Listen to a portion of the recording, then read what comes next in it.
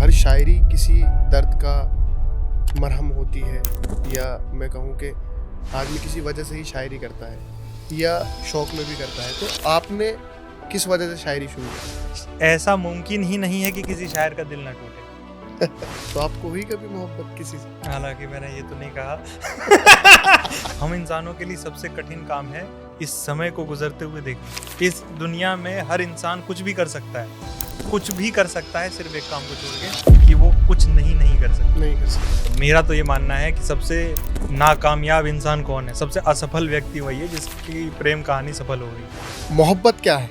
अब जब बात मोहब्बत की ही चल रही है तो आप ये बताएं कि मोहब्बत क्या है? एक दूसरे को कॉम्प्लीमेंट करने का नाम मोहब्बत है, एक दूसरे को पूरा करने का नाम मोहब्बत है। हो सकता है बात बड़ी कंट्रोवर्शियल हो, लेकिन शायरी सिर्फ एक खाली समय में हो सकती है। बहुत फुलफिल्ड आदमी शायरी नहीं कर सकता जी। उस पे जमाल एहसानी, अहमद फराज, फैज़ अहमद फैज़, नासिर काज़मी, फिराक गोरखपुरी, इरफान सिद्दीकी और तमाम तरह के शायर, परवीन शाकिर। आज के डेट में अगर आप मुझसे पूछें कि पसंदीदा शायर कौन है, तो मेरे पसंदीदा शायर शारिक कैफी साहब हैं। अच्छा। जो बरेली के बहुत अच्छे शायर हैं। वसीम बरेलवी का एक शेर मुझे बहुत अच्छा लगता है कि जो है वो खूबसूरत नहीं है, आदमी जीता किस में, या तो पास्ट में या फ्यूचर में, प्रेजेंट में जीने के लायक नहीं, क्योंकि प्रेजेंट तो किसी का अच्छा नहीं है। कभी कभी जिंदगी में अल्फाज बहुत कम होते हैं और एक शायरी और एक शायरी हमारी उस कमी को पूरा कर पाता है। शायरी मोहब्बत की ज़बान है, खूबसूरती है, और शायरी के ज़रिए आदमी अपनी बात, अपना पैगाम या अपनी मोहब्बत का इजहार कर पाता है। आज मेरे साथ मेरे भाई बाल मोहन पांडे साहब मौजूद हैं, जिनकी शायरी में सादगी है, मोहब्बत है और सुकून है। मैं बहुत बहुत स्वागत करता हूं उनका द सेट टॉक पर। बहुत शुक्रिया असद भाई। कैसे हाल है? बढ़िया। मैं ठीक हूँ। बाल मोहन भाई की शायरी के बारे में अगर मैं बात करूं तो ये रेख्ता जैसे बड़े मंच पर पढ़ चुके हैं और साहित्य आज तक पर भी इनका प्रोग्राम आ चुका है। तो मैं इनका बहुत बहुत शुक्रगुजार हूँ कि इन्होंने मुझे वक्त दिया, और बहुत बहुत शुक्रिया आपका मेरे पॉडकास्ट पर आने के लिए। मेरी खुशनसीबी है भाई। मेरा सबसे पहला सवाल था कि आर्ट का पर्पस क्या है? क्योंकि अक्सर कहा जाता है कि आप काम क्या करते हो।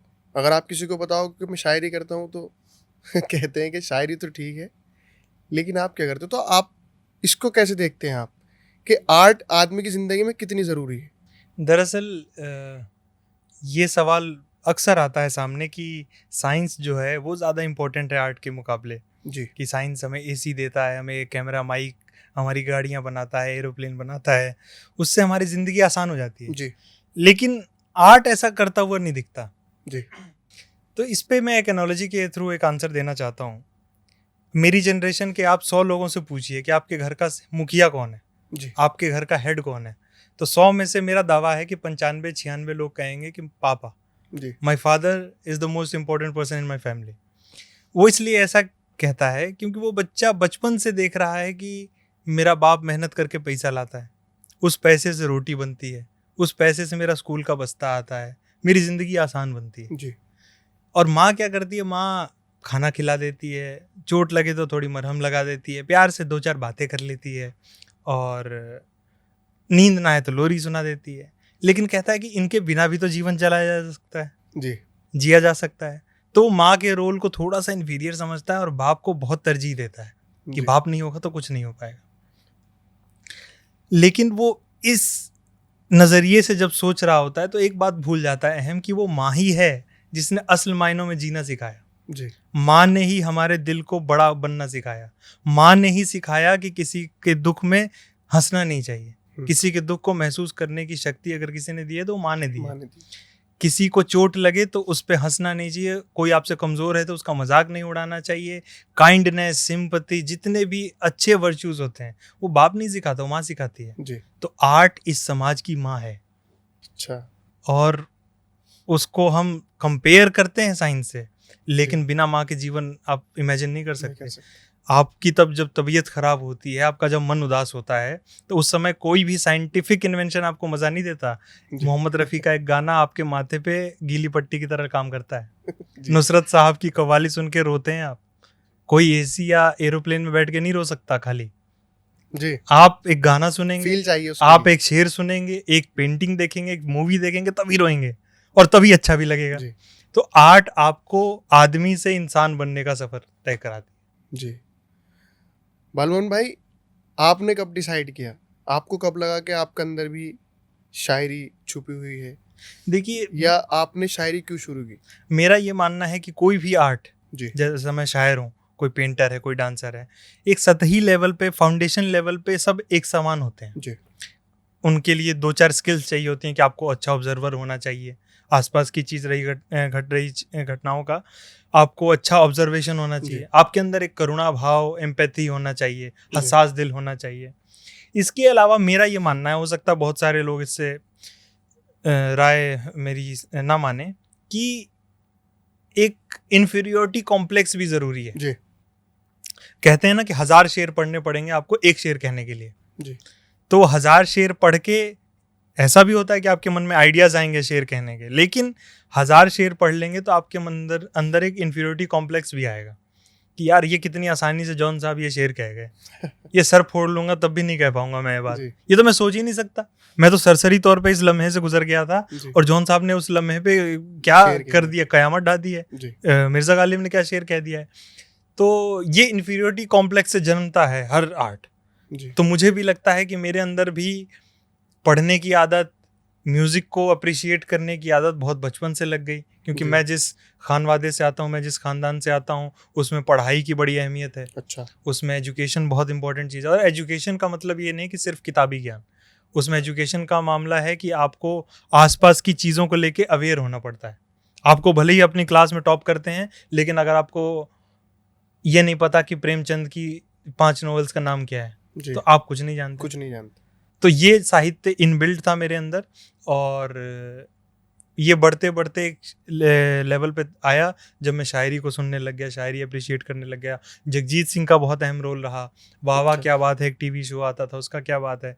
तो वहाँ से फिर एक, जैसे मैंने बताया कि एक इन्फीरियोरिटी कॉम्प्लेक्स, एक क्यूरियोसिटी जागी कि मैं भी काश ये कर पाता। तो उसी काश को भरने का ये अमल है कि अब तक कोशिश जारी है। जी। अच्छा, हर शायरी किसी दर्द का मरहम होती है, या मैं कहूँ कि आदमी किसी वजह से ही शायरी करता है, या तो उसको मोहब्बत होती है, या उसके हालात होते हैं, या शौक में भी करता है। तो आपने किस वजह से शायरी शुरू की? ये कोई वजह की बात नहीं है। एक तो मैंने आपको बताया इन्फीरियोरिटी कॉम्प्लेक्स।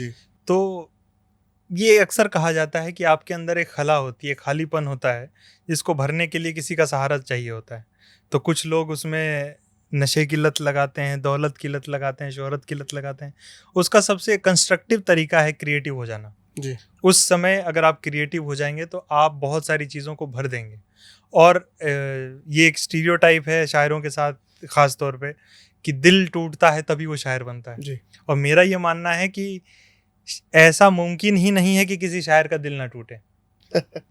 अगर, क्योंकि वो मजबूर है, मैंने कहा ना, ऑब्जर्वेशन और एम्पैथेटिक होगा, सेंसिटिव होगा। सेंसिटिव क्या होगा कि आसपास की चीज़ों से आपको फर्क नहीं पड़ेगा। कोई आदमी आके कमरे में, किसी को आपने देखा होगा कि डांट फटकार के चला गया, तो एक आदमी है कि उसको कुछ फर्क ही नहीं पड़ता, और एक वहीं एक बड़ा हसास दिल, एकदम संवेदनशील आदमी होता है, वो टूट जाता है, वो मुरझा जाता है। तो ऐसे आदमी का दिल टूटना तो जाहिर सी बात है।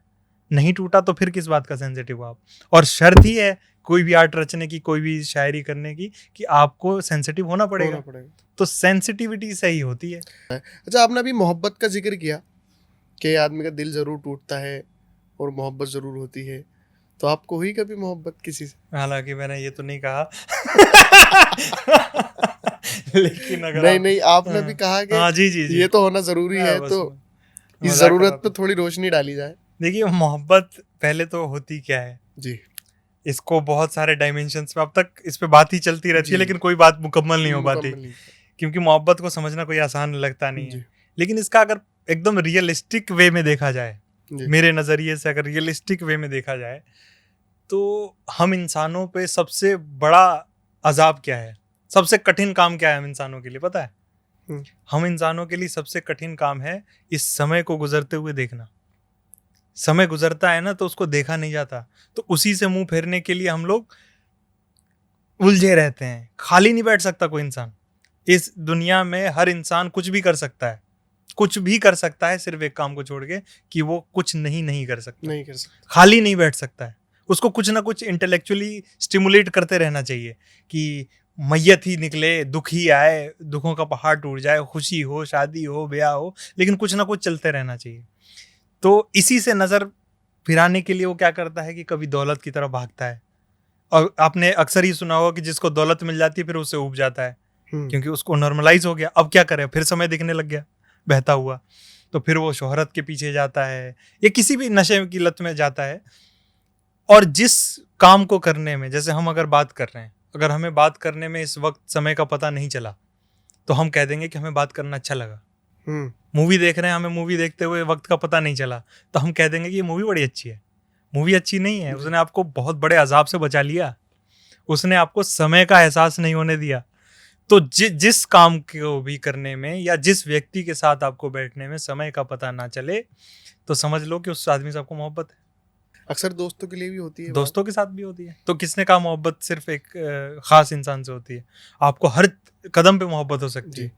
अच्छा, ये तो आप थोड़ा सा बच गए हैं। लेकिन मैं वापस वहीं आना चाहूंगा कि ऐसा क्या हुआ जो बालमोहन पांडे की शायरी बाहर निकल कर आई? कुछ तो जरूर हुआ होगा। ये बालमोहन पांडे की शायरी बाहर निकलने की वजह कोई दूसरा नहीं था, ये ईमानदारी से मैं बता, ये इसकी वजह मैं ही खुद था जी। देखिए, घर में क्या होता है कि अक्सर जो छोटे लोग होते हैं ना जी, अक्सर आप पाएंगे कि वो क्रिएटिव होने के ज़्यादा करीब होते हैं। मैं भी अपने घर में सबसे छोटा हूँ, तो घर के जो छोटा होता है उसको क्रिएटिव होने के इसलिए ज़्यादा चांसेस हैं क्योंकि उसको वो सेंस ऑफ एग्जिस्टेंस होता नहीं है कभी। उसकी बात कोई सुनेगा नहीं ध्यान से गंभीर मुद्दों पे, अरे इसको क्या पता, ये सब इसको नहीं पता। वहीं बड़े वो देखता है कि बड़े लोग बैठ के बात कर रहे हैं, मेरी कोई सुन नहीं रहा जी। मेरी कोई बात ही मैटर नहीं कर रही है घर वालों के सामने। तो मैं जब पहली बार स्टेज पर गया था अपने स्कूल के वक्त में, एक कोई आम सा थॉट ऑफ द डे होता है स्कूल में, वो बोलने गया था। वो भी बड़ा टीचर ने फोर्स किया था कि बालमन तुम बहुत कम बोलते हो, तुम कल स्टेज पे बोलोगे। तो बड़ी घबराहट के साथ में गया, लेकिन वो जब मैंने थॉट बोला और सामने से 500 बच्चों ने तालियां बजाई, फॉर्मेलिटी के लिए बजाते हैं, लेकिन जब वो तालियों की गूंज मेरे कान में पड़ी तो ऐसा लगा कि सुबह मानो कि उठ के कोई ठंडा पानी का छींटा आपके मुंह पे मार दे जी। और आपकी जिंदगी एकदम से बदल जाए। वो लम्हा मैं जिंदगी भर नहीं भूल सकता हूँ कि मुझे अपने होने का एहसास पहली बार उस स्टेज पर हुआ। जी। तो मुझे लगा कि ये होने का एहसास मुझे बार बार करना है, बार बार मुझे अपनी बात को सुनवानी है। जी। कोई मेरी बात सुन नहीं रहा है तो मुझे पढ़वानी है। जी। मतलब मुझे मैटर करना है। तो ये एक एग्जिस्टेंशियल क्राइसिस के खिलाफ एक आंदोलन है मेरा आर्टिस्ट होना। तो मैं स्टेज पर गया, मैं आज भी कहते हुए मुकरता नहीं हूँ कि मुझे जब सामने से तालियां बजती हैं तभी अच्छा लगता है जी। मुझे सामने से अप्रिसिएशन मिलती है तभी अच्छा लगता है, because at that moment I feel that I matter. तो यही है मेरी वजह शायरी करने की या बाहर कुछ निकालने की। मोहब्बत नहीं है, मोहब्बत नहीं। वैसे हुई है मोहब्बत? मोहब्बत जाहिर सी बात है, इंसान है, हड्डी है, तो मांस वो है, दिल मोहब्बत है। आपकी अभी है, कंटिन्यू है, या वो मोहब्बत जा चुकी है? कुछ थोड़ा तो बताएं, ज्यादा भी नहीं तो। एक पीके मूवी में एक बड़ा अच्छा डायलॉग आता है, अच्छा, दंगे करवाएंगे मैडम।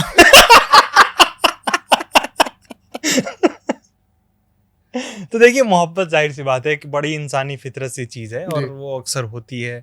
और मेरा तो ये मानना है कि सबसे नाकामयाब इंसान कौन है, सबसे असफल व्यक्ति वही है जिसकी प्रेम कहानी सफल हो गई। अरे यार, जिसके सपने पूरे हो गए वो सबसे गया गुजरा आदमी है जी। क्योंकि वो सपना मुझे जिंदा रख रहा है जी। एक जर्मन का फिलोसोफर हुआ नीचे, उसने कहा कि it's not the desired one, it's always the desire. मंजिल खूबसूरत नहीं होती, उसका सफर खूबसूरत होता है जी। और ये उल्टे केस में भी पॉसिबल है कि आपको मान लीजिए भगवान ना करे किसी अपने के मरने का डर आ जाए कि मेरे फैमिली मेंबर में कोई मरने वाला है, मेरी जिससे मैं मोहब्बत कर, अहमियत नहीं बढ़ती। अब सुनिए, वो मैं जिससे प्रेम करता हूँ वो मरने वाला है, तो क्या होगा कि जब तक वो मर नहीं जाता ना तब तक आप बहुत बेचैन रहते हो, बहुत डरे डरे रहते हो, हर दिन आप नहीं सो पाते, लेकिन एक दिन वो मर जाता है तो आपको लगता है कि ये तो मुझे डर से छुटकारा दे गया। दुख होता है, दुख भर जाता है, डर नहीं भरता जी। डर तभी भरेगा जब वो मर जाए। तो ये मेरा मानना है कि प्यार को कभी भी पूरा करने का नहीं सोचना चाहिए, उसी मोमेंट में जियो। जब तक आप उस गुजरते हुए लम्हे से नजरें बचा सकते हो उस इंसान के साथ, तब तक ढोने की जरूरत नहीं है। जिस दिन आपको लगे कि अब हमारे बीच में एक दूसरे को, और आजकल आपने हालांकि ये सवाल नहीं पूछा, लेकिन इसको अगर आप कहें तो मैं एक्सटेंड करूं आजकल के रिलेशनशिप्स को लेकर। नहीं, वो सवाल है लेकिन हम कर सकते हैं ऐसे। हाँ, तो पता नहीं आप क्या पूछना चाहते थे, लेकिन एक बात आ गई तो इस फ्लो में निकल जाए। दरअसल होता क्या है कि कार्ल मार्क्स ने कहा था कि मान लीजिए टेबल रखा है मेरे सामने, इस टेबल पे बोतल रखा है, कप का प्याला, चाय का प्याला रखा है, टिश्यू रखे हुए हैं, गुलदस्ता रखा हुआ है। अगर मुझे चाय की जगह कॉफ़ी रखनी है तो मुझे कुछ बदलाव करने की ज़रूरत नहीं है, बस चाय को हटाना है, कॉफ़ी को ला देना है। लेकिन अगर मुझे इस टेबल की जगह कुर्सी लगानी है तो ऊपर की सारी चीज़ों को बदलना पड़ेगा जी। तो कार्ल मार्क्स ने कहा था कि जब भी समाज का बेस बदलेगा तो उस पर खड़ी इमारतें ज़रूर बदलेंगी। तो बेस क्या है? बेस है इकोनॉमी, बेस है टेक्नोलॉजी। ये जब बदलेगा ना आपका, तो पूरा ऊपर का सुपर स्ट्रक्चर भी बदलता है। तो आजकल हुआ क्या है कि मेरे दादाजी जो रेडियो चलाते थे वही मेरे पिताजी चलाते थे और वही मेरे चाचा चलाते थे, वही मेरे बड़े भैया ने भी अपने इस्तेमाल किया होगा। लेकिन जब मेरे घर में बड़े भैया पहली बार मोबाइल लेकर आए, उससे लेकर 10 साल भी नहीं हुए, 15 साल भी नहीं हुए, 15 साल में मोबाइल की 1500 रूप बदल गए। कीपैड वाले से टच वाले पे, ट्रांसपेरेंट वाले पे, फोल्डेबल वाले पे, चैट जीपीटी, एआई, टेक्नोलॉजी कितनी तेजी से बदली। तो जब ये सारी चीजें इतनी तेजी से बदल ली तो मोहब्बत भी बदलेगी। तो आजकल हो क्या गया है कि मोहब्बत में जरूरतें बदल गई हैं, मोहब्बत करने के तरीके बदल गए हैं, तो उसको हम लोग कहते हैं कि अब वो मोहब्बत नहीं रही। तो अपने टाइम की मोहब्बत है और इसी में उलझे हुए लोग हैं। बालमोहन भाई, जब मोहब्बत की बात चली रही है तो मेरे एक सवाल और था आपसे, क्योंकि आपने कहा कि मोहब्बत अधूरी रहनी चाहिए, और मैं इत्तेफाक रखता हूँ इस बात से, क्योंकि आपको ज़िंदगी जीना सिखाती है। बिल्कुल। और मैंने पिछले पॉडकास्ट में भी ये बात कही थी कि मोहब्बत का ना मिलना ज़्यादा बेहतर है मोहब्बत के मिलने से। तो एक तरफा मोहब्बत के बारे में क्या कहना चाहेंगे आप? या एक तरफा मोहब्बत, किस मोहब्बत को आगे आप एक तरफा मोहब्बत कहेंगे? एक तरफा मोहब्बत तो खुदा से करते हैं लोग जी। पता नहीं है ना कि खुदा हमसे करता है कि नहीं, वो तो हम कह रहे हैं कि करता है, करता ही होगा, इतना बड़ा दिल है उसका। तो खुदा, भगवान, ईश्वर जो भी है कि हम उसकी पूजा करते हैं दिन भर, बिना ये जाने हुए कि आपको कहीं सफर पे जाना है तो आप ये तो नहीं कहते भगवान मुझे पहुंचा दे, आप खुद गाड़ी स्टार्ट करते हो ना, आप उससे आशा उतनी नहीं लगाते, वहां करते हो जहां पर आपके हाथ में नहीं है चीजें। तो एक तरफा मोहब्बत को वो दर्जा है जो इबादत को है जो पूजा को है जी, जो आरती को है, वो है कि भाई बिना किसी मुझे पता है कि कोई रिस्पॉन्स नहीं आना, मुझे पता है कि नहीं दिखेगा, लेकिन मैं इस पे खुश हूँ कि जैसे कई लोगों को भगवान मिल जाता है जी, मिला हुआ है किताबों में जी, हमने तो नहीं देखा ना किसी को मिलता हुआ, किताबों में लिखा है। तो एक दिन उम्मीद पे हम पूजा करते हैं कि एक दिन भगवान भी मिल जाएगा। तो एक तरफा मोहब्बत भी हम इसलिए करते हैं कि एक दिन जवाब आएगा जी। अच्छा, आपने जब शायरी करी तो आपका सबसे पहला शेर कौन सा था? मेरा सबसे पहला शेर अगर मैं सुनाऊंगा तो आप मुझे ये डर है कि स्टूडियो से भगा देंगे। नहीं नहीं, दरअसल पहला स्टार्टिंग तो सभी की ऐसी होती है। पहला शेर तो मुझे याद नहीं है, लेकिन पहले शेरों में से कुछ एक आध शेर याद है, या जो आपने मंच पे पढ़ी हो। हाँ, पहली बार जब मुझे मंच मिला था तो वो मुझे अच्छे से याद है। ये बात थी 2018 में, मुझे पहली बार स्टेज मिला था जी, दिल्ली का एक प्रोग्राम था, उसमें मुझे 4,000 रुपये मिले थे। अच्छा। तो उसमें मैंने पहला शेर ये पढ़ा था जी, उसका मतलब ये था कि सुखन फहमों की बस्ती में सुखन की जिंदगी कम है, क्या के? जहाँ शायर ज्यादा हैं वहाँ पर शायरी कम है, और मैं जुगनू हूँ उजाले में भला क्या अहमियत मेरी, मैं जुगनू हूँ उजाले में भला क्या अहमियत मेरी, वहाँ ले जाइए मुझको जहाँ पर रोशनी कम है। क्या कहने, बहुत बढ़िया। तो जुगनू की अहमियत वही होती है जहाँ पर अंधेरा हो जी। अच्छा, एक तरफा मोहब्बत पे या मोहब्बत पे बात चल रही है तो अक्सर ऐसा देखा जाता है कि आजकल शायरी मोहब्बत के ही इर्द गिर्द घूम रही है जी। तो आप सहमत हैं इस बात से कि ऐसा होना चाहिए? ऐसा ही होना चाहिए, मोहब्बत के अलावा और क्या है दुनिया में। जी। मैं तो फैज से यहाँ पर इत्तेफाक नहीं रखता जो वो कहते हैं कि और भी दुख हैं ज़माने में मोहब्बत के सिवा। मैं तो कहता हूँ कौन से दुख हैं ज़माने में मोहब्बत के सिवा, राहत ही कौन सी है वसल की राहत के सिवा। आप कुछ भी अचीव करना चाहते हैं, आप रेवोल्यूशन ही अचीव करना चाहते हैं, तो आपको पहली शर्त है कि मोहब्बत होनी चाहिए। देखिए, बिना किसी चीज़ के प्रति प्यार किए हुए, मोहब्बत किए हुए आप ये पॉडकास्ट शुरू कर रहे हैं, क्या आपको कम्युनिकेशन से प्यार नहीं है, कन्वर्सेशन से प्यार नहीं है? आप अपनी माँ की सेवा कर रहे हैं, क्या आपको माँ से प्यार नहीं है? आप गिटार बजाना सीख रहे हैं, क्या आपको गिटार बजाने से बिना इश्क के आप कितने दिन सर्वाइव करोगे? डिसिप्लिन वही तो होता है, मोहब्बत ही देता है, मोहब्बत ही हमें तरतीब में लाता है। तो शायरी में तो मैं कह रहा हूँ कि जितना ऐलान होना चाहिए कि करो। जी। राहत साहब ने कहा था ना कि अगर ये गुनाह है तो बार बार करो। जी। लोग अक्सर अपनी खुशी की बात करते हैं कि मुझे ये करने से सबसे ज़्यादा खुशी महसूस होती है या इस चीज़ में सबसे ज़्यादा सुकून महसूस होता है।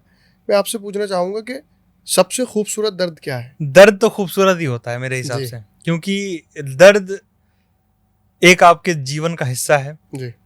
अगर वो नहीं होगा, सिर्फ खुशी होगी, तो आप ऊब जाएंगे। जी। जब आप दर्द में होते हैं ना, तो आपके दिमाग में क्रिएटिव आइडियाज़ बहुत आते हैं इससे बचने के, इसको अवॉइड करने के। तो जिस दर्द से आपको सबसे खूबसूरत आइडिया निकल जाए, जिस दर्द के बुनियाद पे आप सबसे खूबसूरत क्रिएशन कर दें जी, तो वो मेरे हिसाब से सबसे खूबसूरत दर्द होता है, और वो दर्द चाहे कुछ भी हो। जी। बालोन भाई, मोहब्बत पे तो हमारी बहुत बात हो गई, मैं थोड़ा सोसाइटी पे बात करना चाहूँगा। बिल्कुल। कि क्या शायरी गरीबी में हो सकती है? शायरी गरीबी में या शायरी होने के लिए आपके पास में कुछ होना ज़रूरी होता है, या कोई भी शायर बन सकता है? क्योंकि अक्सर ऐसा कहा जाता है कि जिसके पास कुछ नहीं होता उसके कलम में बहुत जान होती। शायरी गरीबी में हो सकती है, डिस्कम्फर्ट में नहीं हो सकती। अच्छा। अगर आप गरीबी में कंफर्टेबल हो जाएं तब शायरी हो जाएगी। अगर आपके ऊपर, आप गरीब हैं जी, गरीब से हम समझ लिए लेते हैं कि वो हमेशा परेशान है। गरीब से हम ये समझ लेते हैं कि 24 घंटा भाग दौड़ कर रहा है, ऐसा नहीं है। गरीब इंसान भी कभी तो पेड़ के नीचे छांव में बैठता होगा। जी। अगर उसको पेड़ की छांव में बैठते वक्त कोई और परेशानी नहीं सता रही है इमीडिएट, वरना तो बड़ी बड़ी प्रॉब्लम्स होती हैं लाइफ में, लेकिन इमीडिएट ऐसा नहीं है कि बच्चे को टीका लगवाने जाना है, जी, पत्नी का इलाज करवाना है, बाबूजी की दवाई खत्म हो गई है, नौकरी नहीं लग रही है। अगर ये सारी समस्याएं जो मटेरियलिस्टिक प्रॉब्लम्स हैं, इनसे अगर थोड़ा सा टाइम फारिग मिलता है, क्योंकि शायरी आप माने ना माने, हो सकता है बात बड़ी कंट्रोवर्शियल हो, लेकिन शायरी सिर्फ एक खाली समय में हो सकती है। खाली समय जब आप कुछ सोचने के लायक हों, जब आप अपने अंदर झांकने को मजबूर हो जाएं कि मैं अंदर से क्या हूँ, बाहर से तो मैंने दिखा दिया दुनिया को। जी। हंसने की बात छोड़ के हंसता तो मैं भी हूँ। अंदर पे जब नजर करता है तो वो बड़ा ऐसा हो जाता है कि यार मैं तो ऐसा नहीं करता। जी। जो मैंने अभी इस ऑटो वाले को गाली दे दी, अपने पड़ोसी के साथ झगड़ा कर लिया, मैं तो ऐसा नहीं हूँ, ये मैंने तो दबाव में दे दिया। अगर मैं इसको गाली नहीं देता तो लोग मुझे मर्द नहीं समझते। लोग नहीं समझते, मैंने गाली दी, लोग क्या कहेंगे, ये कहेंगे जब इन सब से मुक्त होके, फिर वो चाहे अंबानी हो चाहे कोई गरीब हो, जब वो पेड़ के नीचे बैठेगा, ये सोचेगा, तो फिर उसको गिल्ट भी होगा, उसको सोचने की और क्षमताएं भी मिलेंगी, उसको मौके भी ज़्यादा मिलेंगे, और तब वो शायरी कर सकता है या कोई भी आर्ट परस्यू कर सकता है। जी। अच्छा, कोई अगर चाहे शायर बनना तो बन सकता है, या ये कोई अंदरूनी ताकत होती है जब आदमी शायर बनता है?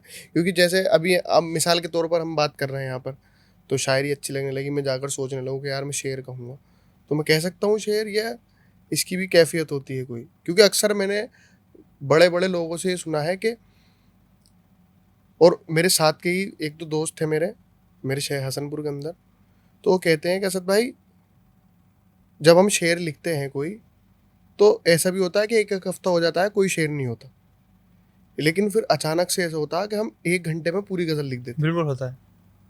तो ये क्या होता है?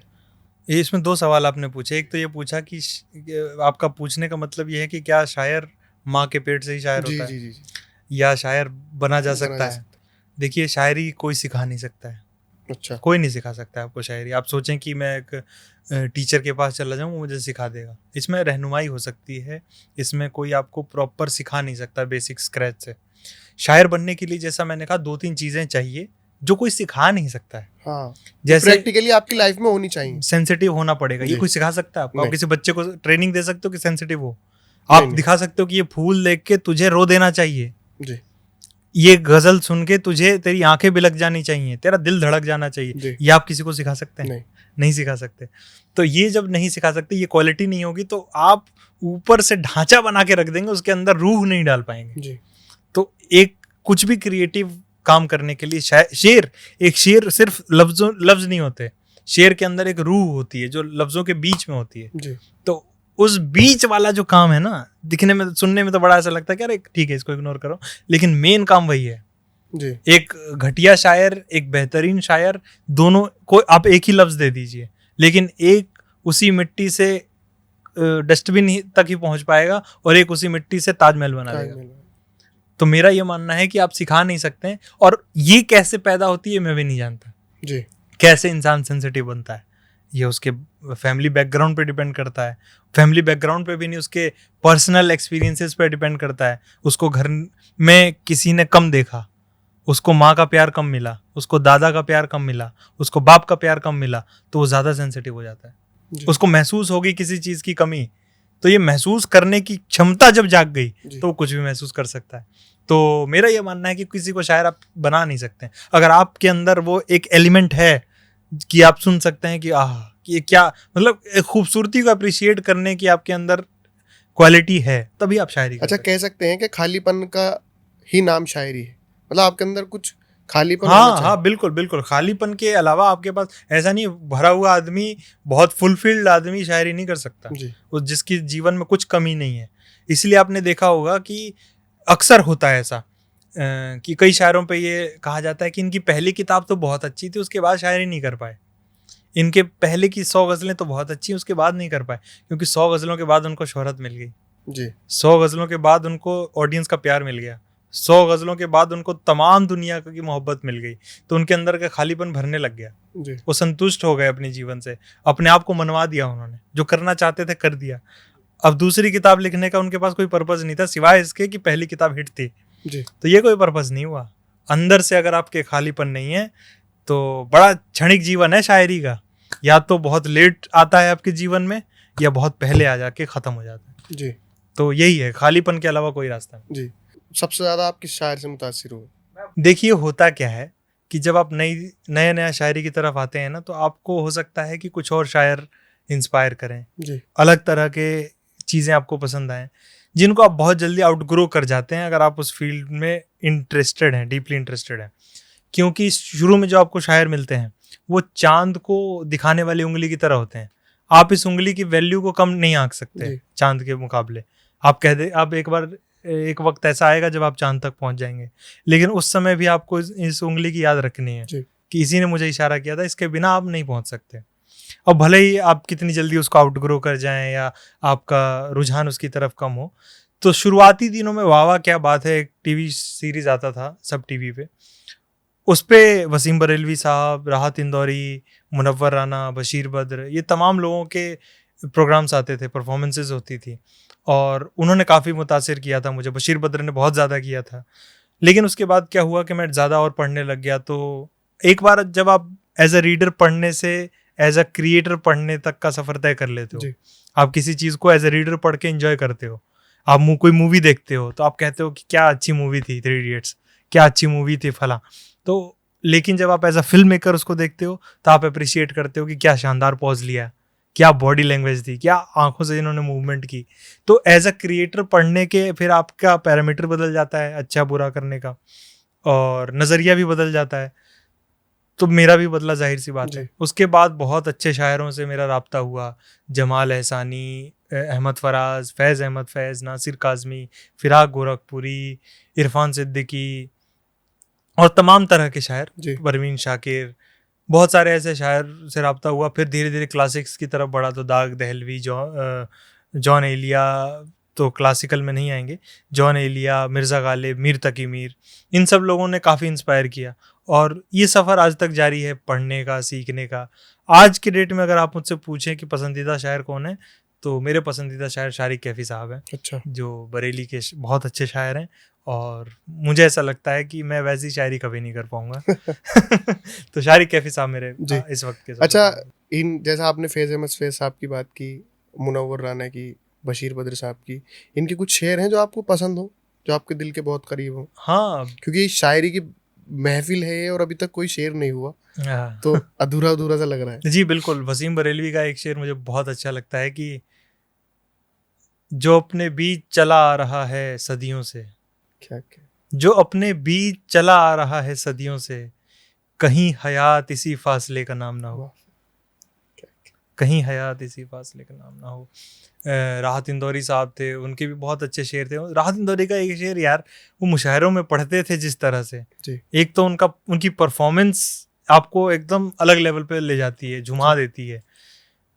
उनका एक शेर उसी परफॉर्मेंस के बीच में से ऐसा चमकता हुआ निकलता है ना, उसकी याद आई है सांसों जरा आहिस्ता चलो, उसकी याद आई है सांसों जरा आहिस्ता चलो, धड़कनों से भी इबादत में खलल पड़ता क्या है। कहने। रोज तारों को नुमाइश में खलल पड़ता है, चांद पागल है अंधेरे में निकल पड़ता है। क्या तो राहत इंदौरी साहब का बहुत गजब का इम्पैक्ट था उनसे परफॉर्मेंसेस। ऐसा लगता था कि ऐसी परफॉर्मेंस हो जाए तब दुनिया कंट्रोल में है। और मुनव्वर राना भी साहब भी थे, बशीर बद्र थे। बशीर बद्र के बहुत ऐसे शेर हैं, हम तो कुछ देर हंस भी लेते हैं, हम तो कुछ देर हंस भी लेते हैं, दिल हमेशा उदास रहता क्या है। क्या कहने।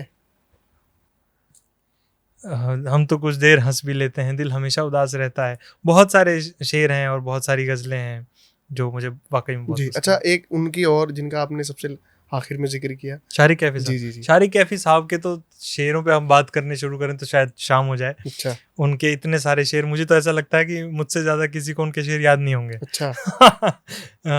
उनसे जब भी मिलता हूँ तो बहुत अच्छा लगता है। और उनका एक शेर मैं आपको सुनाता हूँ कि झिझकता हूँ उसे इल्जाम देते। क्या। अब मैंने जो बात कही थी शुरू में कि शायर वो होता है जो जिन लम्हों से आम इंसान सरसरी तौर पे गुजर जाता है, शायर वहां ठहर के थोड़ा देखता है कि ये क्या हुआ। तो उन लम्हों को जब वो अपनी शायरी में कैद कर लेता है और आपको एकदम ऐसी हिटिंग फीलिंग आती है, उस फीलिंग का एक शेर मैं आपको सुनाता हूँ। झिझकता हूँ उसे इल्जाम देते, झिझकता हूँ उसे इल्जाम देते, कोई उम्मीद अब भी रोकती है। क्या कहने। अरे झिझकता हूँ उसे इल्जाम देते कोई। एक उनका शेर है कि उसे यूं चेहरा चेहरा ढूंढता हूँ, उसे यूं चेहरा चेहरा ढूंढता हूँ, वो जैसे रात दिन सड़कों पे क्या होगा। कहने। जिंदाबाद। वाह वाह। कुछ एक तरफ ध्यान ज्यादा है किसी का, लगता है कि दिल टूटने वाला है किसी का, लगता है कि दिल टूटने वाला है किसी का। एक वक्त था यारों में घिरे रहते थे हम लोग, एक वक्त था यारों में घिरे रहते थे हम लोग, अब बोलना अच्छा नहीं लगता है किसी का। उठते हुए बिस्तर से बहुत डरने लगा हूँ। अच्छा। उठते हुए बिस्तर से बहुत डरने लगा हूँ, हर काम मेरा काम बढ़ाता है किसी का। तो शारिक साहब की तो वाकई शायरी, हाँ बिल्कुल, उनको पढ़ना चाहिए। मैं आपके ऑडियंस से ये कहूँगा कि जिन्होंने उनका नाम नहीं सुना, नहीं पढ़ा है, उनको पढ़ें। और एक बार जब आप उनको पढ़ना या सुनना शुरू करेंगे तो आपको पता चल जाएगा कि मैं क्या कह रहा हूँ। जी। अच्छा बालवन भाई, आप सबसे ज़्यादा किस चीज़ पर शायरी करना पसंद करते हैं? आपने कोई दोस्ती पे शायरी की है आज तक? अब ऐसा मैं टॉपिक वाइज शेयर नहीं कहता कि किसी टॉपिक पे करना, मैं एक फीलिंग को ज़रूर कैटर करता हूँ। अब अच्छा शेर वही होता है, और गज़ल की सबसे खूबसूरत बात यही है जो मैं कहता हूँ कि उसके अंदर इनहेरेंट ऐसा स्ट्रक्चर बना हुआ है ना कि आप कभी एक टॉपिक पे शेर नहीं कह सकते। आप दुनिया का कोई भी अच्छा शेर उठा के देख लीजिए, वो एक ही टाइम पे आपके दोस्तों पे भी फिट बैठेगा, इंटरप्रेट करेंगे तो आप भगवान पे भी चले जाएंगे, आपको सत्ता पे भी आप उस शेर को, जो अभी हुकूमत है उस पर भी तंज करता हुआ वही शेर मिल जाएगा जो आपके महबूब से शिकायत का शेर है। मिर्ज़ा गालिब का एक शेर से मैं बात सुनाता हूँ, आपको समझ में आएगा। मिर्ज़ा गालिब कहते हैं कि मुझ तक कब उसकी बज़्म में आता था दौरे जाम, मुझ तक कब उनकी बज़्म में आता था दौरे जाम, साकी ने कुछ मिला ना दिया हो शराब में। क्या कहना है।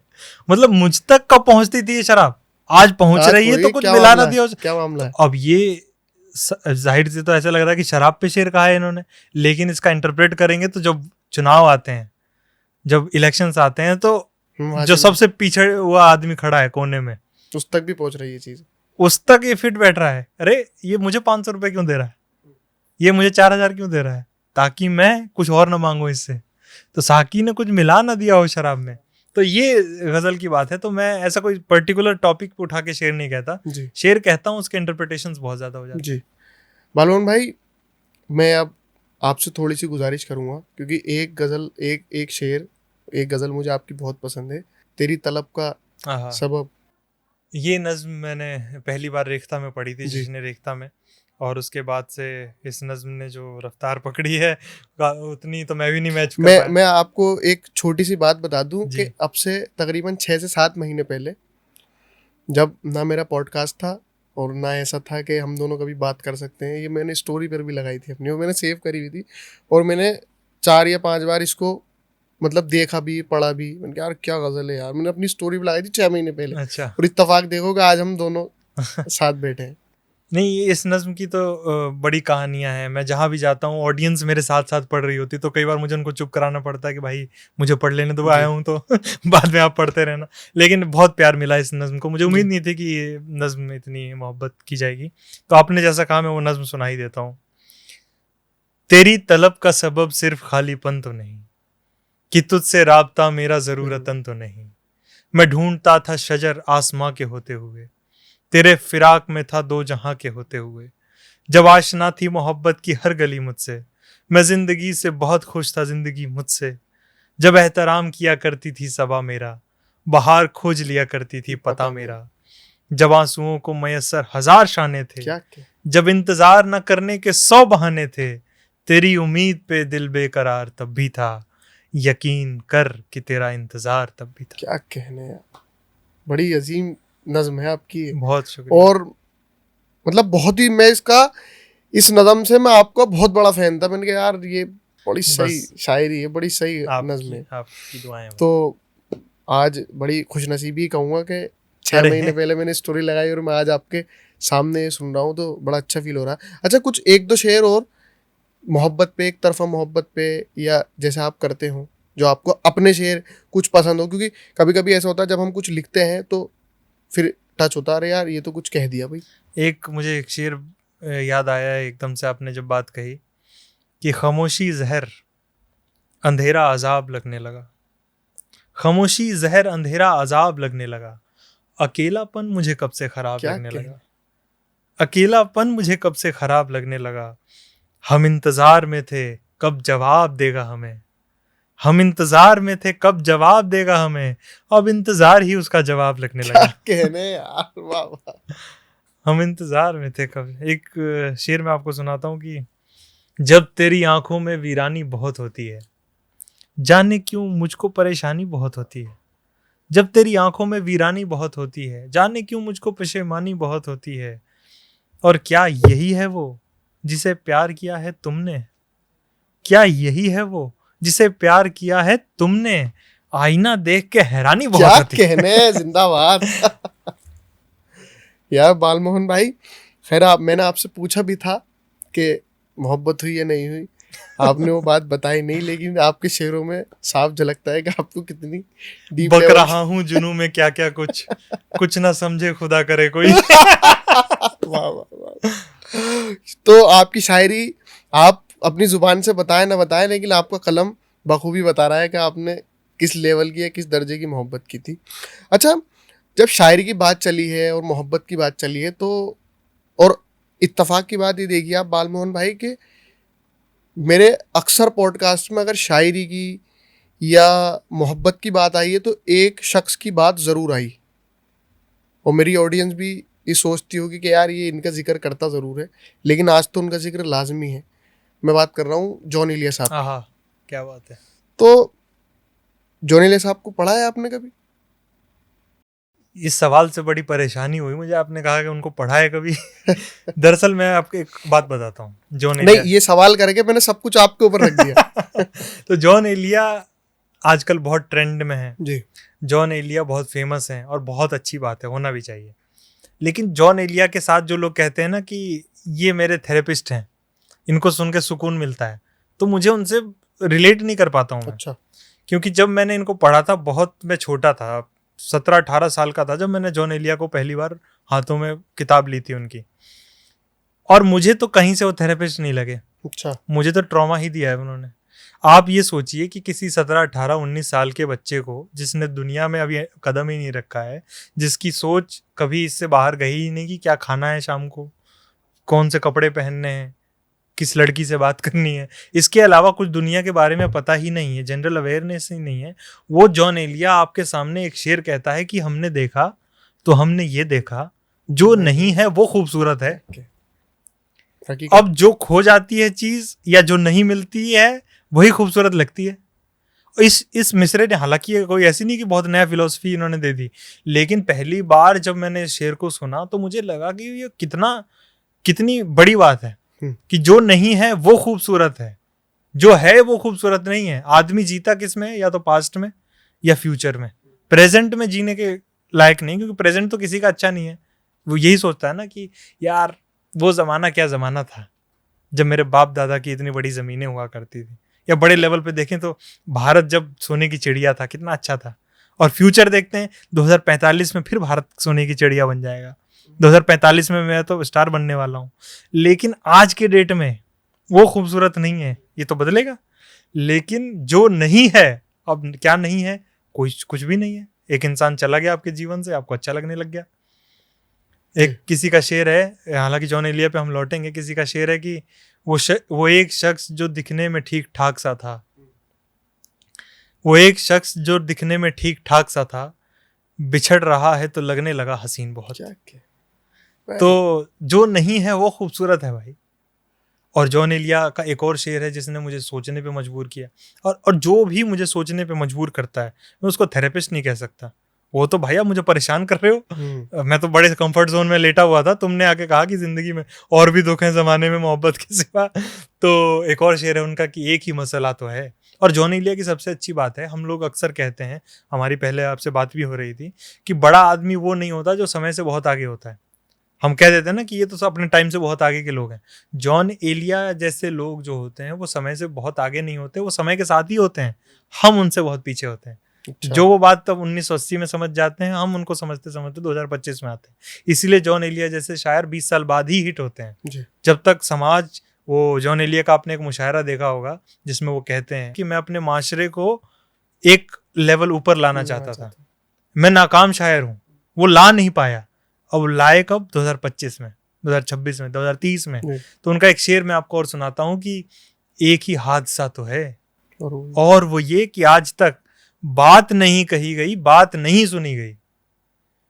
जो भी आपके अंदर एहसास आ रहे हैं, अगर आपने उसको एक्सप्रेस कर दिया और किसी ने उसको सुन लिया, तो आपके अंदर वो फीलिंग खत्म। अब गुस्सा है समाज के अंदर, एक बार आंदोलन हुआ, एक्सप्रेस कर दिया समाज ने, खत्म हो गया। आपके अंदर गुस्सा आया, आपने किसी पर निकाल लिया, गुस्सा खत्म। कहाँ गया गुस्सा? अगर हमेशा के लिए था तो रहना चाहिए था जी। तो हुआ क्या कि हमने बात कहना छोड़ दिया, हमने बात सुनना छोड़ दिया, या कभी सुना ही नहीं, कभी कहा ही नहीं। आप ऐसा होता है ना कि कभी रात में अक्सर लाइट में, शांति में, अंधेरा में, शांति में आप लेटे हुए हैं और ऐसी चीजें आ जाती हैं जो आपने खुद से भी छुपा रखी हैं। तो वही तो मसला है, वही तो हादसा है असली जी। तो एक ही हादसा तो है, और वो ये कि आज तक बात नहीं कही गई, बात नहीं सुनी गई। तो जॉन एलिया बहुत अच्छे शायर हैं, और बहुत अच्छा कहना भी एक अंडरस्टेटमेंट है इस बड़े अजीम शायर के लिए। और बड़ी खुशी होती है यार ऐसे लोग जब पॉपुलर होते हैं, जब उनको नई ऑडियंस मिलती है, जो उनका हक है, मिलना चाहिए, उनको पढ़ा जाना चाहिए। लेकिन उनको है कि बहुत अलग दिशा में ग्लोरीफाई नहीं करना चाहिए जी। कि आपने बाल बढ़ा लिया उनकी तरह, आप नशे में हो गए, खून थूकने लग गए, आप कहने लगे कि मैंने खुद को बर्बाद कर लिया। खुद को बर्बाद कर लेना बहुत आसान नहीं है जी। या आपको एहसास नहीं होता है कि आपने खुद को बर्बाद कर लिया है जी। बर्बाद आपकी एक कैफियत होती है, तबाह एक कैफियत होती है। जॉन एलिया एक कैफियत का नाम है, जॉन एलिया किसी पर्सनैलिटी डिसऑर्डर का नाम नहीं है।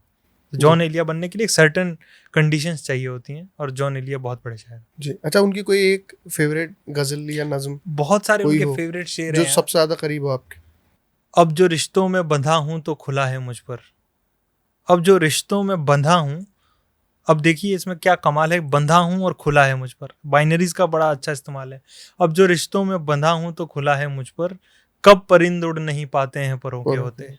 क्या मेरे लिए तो भाई सबसे बड़ी खुशनसीबी मैं तो यही कहता हूँ कि मैं उन्हीं के शहर से, उन्हीं के ज़िले से ताल्लुक़ हाँ रखता है। हूँ, और ये बड़ी मेरे लिए बड़े फ़ख्र की बात है, नहीं बिल्कुल, जॉन एलिया क्योंकि जॉन साहब तो जॉन जॉन साहब। एलिया अमरोहा को हमेशा याद करते जी, रहे। जॉन एलिया पाकिस्तान भी चल गए तो वहाँ शेर कहते थे कि बांध तुम अब भी बह रही हो वह क्या। है ये। तो अमरोहा से उनका जाहिर सी बात है बहुत गहरा ताल्लुक था। और ऐसे इंसान, जैसे मैंने कहा कि एक शायर होने के लिए सेंसिटिव होना ज़रूरी है, जी, तो जॉन एलिया जितना बड़ा शायर उतना ही ज़्यादा सेंसिटिव होगा। तो जाहिर सी बात है वहाँ जहाँ उसने पहली बार मोहब्बत की होगी, पहली बार नाकामी देखी होगी, पहली बार जहाँ खुश हुए होंगे, उस ज़मीन को छोड़ के किसी और शहर में जाके बसना तो उनके लिए एक ट्रॉमेटिक सफ़र था। लेकिन इसके साथ हमें ये नहीं भूलना चाहिए कि जॉन एलिया बहुत जीनियस आदमी थे। अच्छा, जॉन एलिया सिर्फ शायर नहीं थे, जॉन एलिया बहुत बड़े जीनियस आदमी थे। उनको कई ज़बानों का इल्म था, उनको कई तहज़ीबों का इल्म था, उनको कई फ़िलासफ़ीज़ का इल्म था। वो तो जी, कहते थे कि हमारे घर में हमारे वालिद साहब जो थे वो हमसे रोज़ फ़िलासफ़ी पे बात करते थे, जी, डिकार्ट पे बात करते थे, नीचे पे बात करते थे, मार्क्स पे। तो जिसके घर की तरबियत ऐसी हो तो वो बड़ा आदमी तो होता ही है। जी, तो जॉन एलिया को फॉलो करने वाले बस सर झटकते हैं, जुल्फ़ें लहराते हैं, उससे जॉन एलिया नहीं बना जाता। आपको एक जॉन एलिया बनने के लिए अपने अंदर को भरना पड़ेगा पहले, फिर छलकना पड़ेगा। तो जॉन एलिया की जी। बालमोहन भाई, हिंदुस्तान के अंदर रेख्ता एक बहुत बड़ा मंच है, बेशक। और बहुत लोगों का सपना है कि उस मंच तक पहुंच पाएँ, वहाँ पर जाकर अपनी गज़ल या अपनी नज़्म या अपनी शायरी सुना पाएँ। लेकिन आप रेख्ता जैसे बड़े मंच पर भी पढ़ चुके हैं, तो कैसा एक्सपीरियंस रहा वो आपका? कैसे-कैसे आपका वहाँ पर जाना हुआ?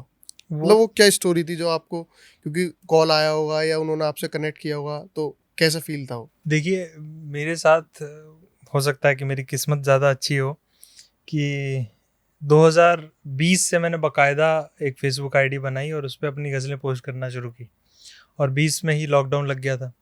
तो 20 में हुआ क्या कि मैंने 2-3 गज़लें ही डाली थी, और वो 2-3 गज़लें, उस समय फ़ेसबुक की बड़ी अहमियत थी, इंस्टाग्राम की जितनी अहमियत थी शायरी की दुनिया में कम से कम। तो वहाँ पर क्या होता था कि मेरी हर गज़ल, जो भी मैं गज़ल डालता था हफ़्ते में, महीने में, वो गज़ल सर्कुलेट बहुत होती थी। जी, उसके शेर लोग कोट करते थे, उसको इस्तेमाल करते थे या उसको शेयर करते थे अपनी वॉल पे। तो उससे क्या हुआ कि बहुत सारे लोग जानने लग गए। तो 2020 लॉकडाउन में, हालाँकि उस साल रेख्ता नहीं हुआ, लेकिन उसी साल एक फ़ज़ा बन गई कि इस बार रेख्ता में बालमोहन का नाम आ सकता है, सिर्फ़ 4-5 गज़लों के बाद ही। अच्छा, तो ये मैं अपनी किस्मत ही मानता हूँ अच्छी। फिर कॉल आई, ज़ाहिर सी बात है, 20 में नहीं हुआ रेख्ता, 21 में नहीं हुआ, हम इंतज़ार में थे कब जवाब देगा हमें। तो उम्मीद थी, और ये मैं झूठ नहीं बोलूँगा, मुझे लगता है कि ज़िंदगी की सबसे खूबसूरत यादों में से एक है। अच्छा, क्योंकि 2017 में मुझे याद है मैं किसी के साथ रेख्ता घूमने गया था, जश्न रेख्ता, और मैंने कहा था यार मेरे कुछ सपने हैं ज़िंदगी में जो पूरे नहीं हो सकते, और उनमें से एक है यहाँ रेख्ता में पढ़ना। अरे यार! तो मैं जिसके साथ गया था उसने कहा कि ये क्या बात कर रहे हो, सपना कोई छोटा बड़ा थोड़ी होता है, तुम कल आके पढ़ सकते हो, तुम्हारे अंदर इतना टैलेंट है। उसके बाद किस्मत थी जो 2020 में ऐसी हवा बनी, 2021 में थोड़ी सी और लोगों तक मेरा जिक्र पहुंचा, 2022 में मेरे पास कॉल आ गई। और इतने सालों के इंतज़ार के बाद भी, हालांकि ये बहुत कम समय है, बहुत कम लोगों को ऐसा होता है कि 3-4 साल में ही, और मैं तो अपना बाकायदा 2020 से ही मानता हूँ, जी, तो 1-2 साल के अंदर ही जिनको रेख्ता अप्रोच करता है, ये करता है। लेकिन मेरे शेर बहुत ट्रैवल कर रहे थे अच्छा, उन दिनों के शेर, जो शेर समझे मुझे दाद बात देता रहे, गले लगाए जिसे गम समझ में आ जाए। क्या-क्या? या एक शेर था कि यूं तो सूरज हूँ मगर फिक्र लगी रहती है, यूं तो सूरज हूँ मगर फिक्र लगी रहती है, वो चरागों के भरम में ना बुझा दे मुझको। क्या कहने हैं, ज़िंदाबाद! तो इस तरह के शेर बहुत सीनियर शायर तारीफ करने लग गए कि यार ये तो बड़ा नया लड़का है और अच्छे शेर कह रहा है। तो काफ़ी बहुत अच्छा एक्सपीरियंस था। और सबसे कमाल की बात है कि रेख्ता हो रहा था 3 साल के बाद, लॉकडाउन था, 20 में नहीं हुआ, 21 में नहीं हुआ, 22 के एंड में हुआ। तो काफ़ी ऑडियंस को भी बड़ी क्यूरियोसिटी थी कि भाई 3 साल के बाद है, जाना है। तो सामने भीड़ भी बहुत ज़्यादा थी, और उस भीड़ में मेरे परिवार वाले भी थे। पहली बार ऐसा मौका बना था जब मेरे घर वाले सुनने आए थे, मेरा कोई इवेंट देखने आए थे। तो वाकई उस खुशी को बयान करना शायद मैं लफ्ज़ साथ नहीं दे पाएंगे जो मैं उस वक्त महसूस कर रहा था। जी, और एक बड़ा स्पिरिचुअल एक होता है जिसके सपने आप देखते हो, जो आप अचीव करना चाहते हो। जो मैंने वहाँ से शुरू किया था, स्कूल में अपना पहला थॉट पढ़ा था हिंदी का कि असफलता ही सफलता की पहली सीढ़ी है। ये मैंने पहला थॉट स्कूल में पढ़ा था जब सामने 500 लोगों ने ताली बजाई थी फॉर्मेलिटी की। लेकिन 2022 का वो 4 दिसंबर 2022 का वो दिन था जब मैं शेर पढ़ रहा था और ऑडियंस कह रही थी एक बार और पढ़ दो, वंस मोर के नारे लग रहे थे और मैं पूरा एंजॉय कर रहा था उस चीज़ को। मैं चाहता था कि इसके लिए ही तो सब सारी मेहनत थी, सारे स्ट्रगल थे जी। तो वो एहसास मेरी ज़िंदगी का सबसे खूबसूरत एहसास है। हालांकि बाद में इसको लग सकता है कि बड़ी बचकाना सी बात थी, किसी इवेंट से कैसे आप अपनी ज़िंदगी का सबसे खूबसूरत बना सकते हो। आप जिस चीज़ को रिप्रेजेंट कर रहा हो उस चीज़ के टॉप हाँ, पोजीशन की चीज़ है। तो मेरे लिए वो मेहनत मायने जी। रखती थी, मेरे लिए वो सफलता थी वाकई में। ऐसा नहीं कोई इसको डिमिनिश करता है तो मुझे थोड़ा खराब लगता है। जी।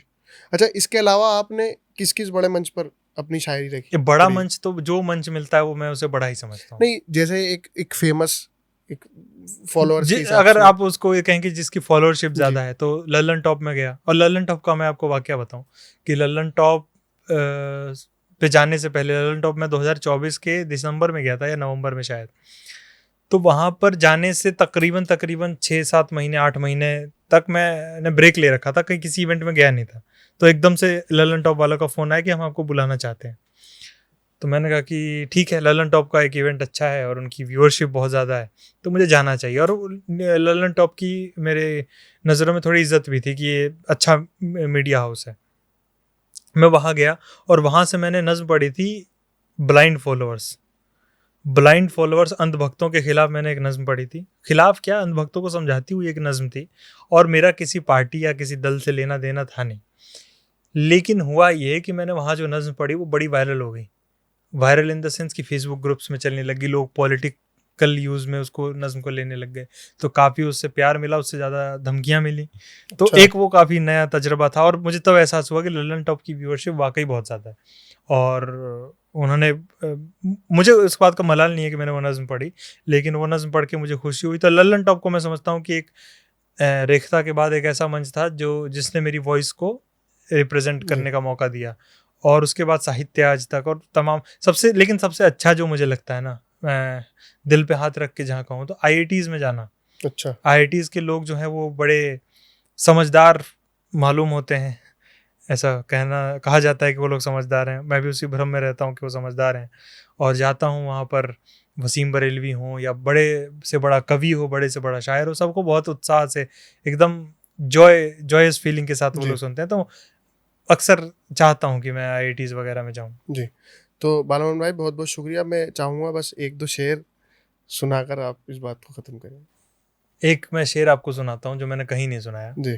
खास आपके पॉडकास्ट के लिए। और आप कह रहे हैं शेर सुनने, तो मैं सुना देता हूँ कि ये खसारा न हो गया हो कहीं, खसारा नुकसान को कहते हैं, ये खसारा न हो गया हो कहीं, दिल तुम्हारा न हो गया हो कहीं, ये खसारा न हो गया हो कहीं, दिल तुम्हारा न हो गया हो कहीं, मुझको डर है बिछड़ के वो मुझसे और प्यारा न हो गया हो कहीं, मुझको डर है बिछड़ के वो मुझसे और प्यारा न हो गया हो कहीं, आंसुओं से न धुल रहे हो वो होंठ, अच्छा, आंसुओं से न धुल रहे हो वो होंठ, जाम खारा न हो गया हो कहीं, क्या कहने हम तुझे देखने में रह गए हों और इशारा न हो गया हो कहीं। वाह वाह, क्या एक आध शेर और मैं सुना देता हूँ आपको। इश्क करने का हर इम्कान खुला था एक दिन, अच्छा, इश्क करने का हर इम्कान खुला था एक दिन, उसने जुल्फों को खुला छोड़ दिया था एक दिन, उससे तुम पूछना खुश कैसे रहा जाता है, वाह, उससे तुम पूछना खुश कैसे रहा जाता है, उससे कहना कि कोई पूछ रहा था एक दिन, क्या कहने, जिंदाबाद उससे तुम पूछना खुश कैसे रहा जाता है, उससे कहना कि कोई पूछ रहा था एक दिन, अब मुझे याद नहीं क्या थी दलीलें उसकी, अच्छा, अब मुझे याद नहीं क्या थी दलीलें उसकी, उसने कुछ कह के मुझे छोड़ दिया था। क्या कहने, जिंदाबाद भाई, जिंदाबाद, वाह। अब मुझे याद नहीं क्या थी दलीलें उसकी। जिंदाबाद। शेर है कि जबान दे के उसे फिर मुकरने वाला था, जबान दे के उसे फिर मुकरने वाला था, मैं उस गली से दोबारा गुजरने वाला था, कमाल है कि तेरी याद खुद चली आई, अभी अभी मैं तुझे याद करने वाला था। वाह वाह वाह। जो सुन रखा था मेरे सामने गुजरने लगा, मैं शेर कहने लगा और जख्म भरने लगा, क्या उलझ गया हूँ कुछ एक दिन से मेजबानी में, जो याद आके चला जाता था ठहरने लगा। और इसमें शेर ये सुनाना चाहता था कि बहुत उदास हुआ उसकी मुस्कुराहट पर। इश्क में एक मकाम ये भी आता है, बहुत उदास हुआ उसकी मुस्कुराहट पर, सो मुस्कुरा के उसे भी उदास करने लगा। वाह वाह, बहुत मुझे भी फिर नई मंजिल तलाश करनी पड़ी जब उस गली से कोई दूसरा गुजरने लगा। बहुत शुक्रिया। अच्छा बालमोहन भाई, अब एक रैपिड फायर करते हैं। मैं कुछ शायरों के नाम लूंगा और आपको एक एक नाम उसमें से सेलेक्ट करना है। तो मेरा सबसे पहला नाम था राहत इंदौरी या वसीम बरेलवी? राहत इंदौरी। राहत इंदौरी या मुनव्वर राना? राहत इंदौरी। राहत इंदौरी या बशीर बद्र? बशीर बद्र। बशीर बद्र या नासिर काजमी? नासिर काजमी। नासिर काजमी या जमाल एहसानी? नासिर काजमी। नासिर काजमी या फिराक गोरखपुरी? नासिर काजमी। नासिर काजमी या इरफान सिद्दीकी? इरफान सिद्दीकी। इरफान सिद्दीकी या फैज? इरफान सिद्दीकी। इरफान सिद्दीकी या अहमद फराज? इरफान सिद्दीकी। इरफान सिद्दीकी या जॉन एलिया? बड़ा मुश्किल सवाल है। इरफान सिद्दीकी। इरफान सिद्दीकी या अल्लामा इकबाल? इरफान सिद्दीकी। इरफान सिद्दीकी या दाग? दाग दहलवी। दाग देलवी या गालिब? गालिब। गालिब या मीर? मीर। अच्छा, बहुत बहुत शुक्रिया बालमोहन भाई मेरे पॉडकास्ट पर आने के लिए। और बहुत अच्छी कन्वर्सेशन रही हमारी ये। हमने शायरी को भी समझा इसमें और थोड़ी मोहब्बत पर भी बात हुई। तो मुझे बहुत ज़्यादा अच्छा लगा आपसे बात करके। मुझे बहुत भी बहुत अच्छा शुक्रिया लगा, आपका। आपने मुझे बुलाया, मुझे याद किया, और मैं दुआ करता हूँ कि आपका ये पॉडकास्ट बहुत कामयाबी को छुए। बहुत बहुत शुक्रिया आपका। बहुत बहुत शुक्रिया।